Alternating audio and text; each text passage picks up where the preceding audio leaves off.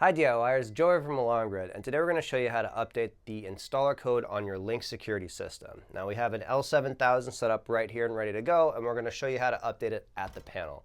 If you do have a LYNX system installed and it is monitored, by far the easiest way to update your installer code is just to give your monitoring company a call, or your security dealer, and just tell them which code that you want. They're very likely going to have the ability to upload your panel programming, see what the current code is, update it if you need to, and then push it back down to your panel. But let's say that you're at home and you just want to update the installer code on the system itself. If you have the installer code, it's really easy to do. All you have to do is jump into programming. We're going to do that right now. So click on Security, More, Tools. We have it set as the default 4112, so we do 4112. Click on Program, and you're going to see the first option is Installer Code. This is actually where you can update the code. You just click Clear and then enter your new code. So we're going to leave it as the default code and then click Done. Now, let's say that you go into a new house or apartment or whatever and you find a new system, or for whatever reason you don't remember the installer code on the system, or if you've locked yourself out of programming, there is a way to get into system programming on the panel using a method called the backdoor method. The only way the way that you can lock yourself out of programming is that if you're in programming and you're pressing the back arrow, you're going to see this menu. It says allow installer to re-enter programming. You're always going to want to say yes to this, because what this is saying is, do you want the installer code to be able to get into programming locally at the system? If you say no to this, you can lock yourself out of programming and you'll have to use the backdoor method to get back into programming, which will turn this lock off. Even with this lock on, your security company will still be able to see your system's information. So if you aren't at home and you do need the installer code updated and you know that the system is locked, they're still going to be able to upload the system programming and change that for you. So we're just going to say yes because it's a good habit to do.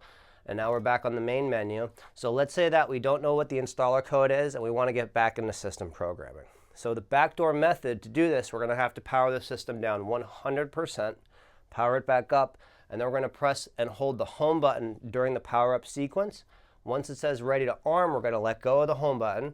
We're going to click arm stay, then we're going to click clear and then 00, and that's going to bring us into the programming menu.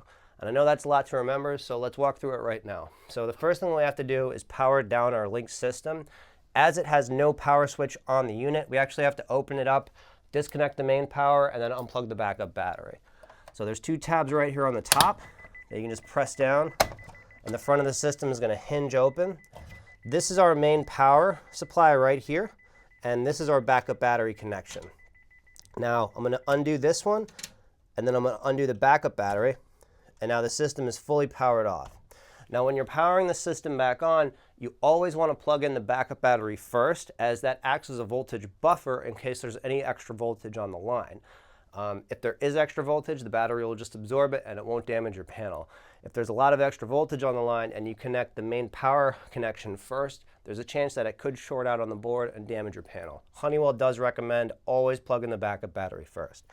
So we're going to plug in our backup battery. I'm going to get my barrel connector. I'm going to plug it in our barrel connection, and then I'm going to close up the panel.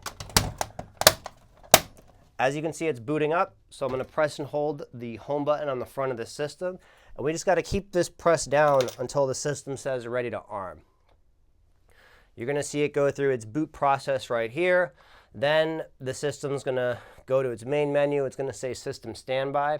Then when the system says ready to arm, we know that we can let go of this button and continue on to the next step. This backdoor method actually does work with most LYNX panels that are out there. If you check out our website or give us a call, we could certainly help you out if you are looking to backdoor your system. It's no problem at all. So as you can see, the system's still booting up. Depending on what state your panel is in, this may take a short amount of time or it may take a minute or longer. So you want to be patient with it. As you can see, we have system standby right on the top of the system, telling us that we're still booting. And as soon as this goes green and says ready to arm, then we know that we can go to the next step. Now, this process, if you press one incorrect button, it's not going to work and you'll have to redo the process. It's not a huge deal, as you won't damage anything and it's not hurting the panel at all. It's just If you do feel like you didn't do it in the proper order, if you did enter an incorrect digit, just redo the process right from the start and give it another shot.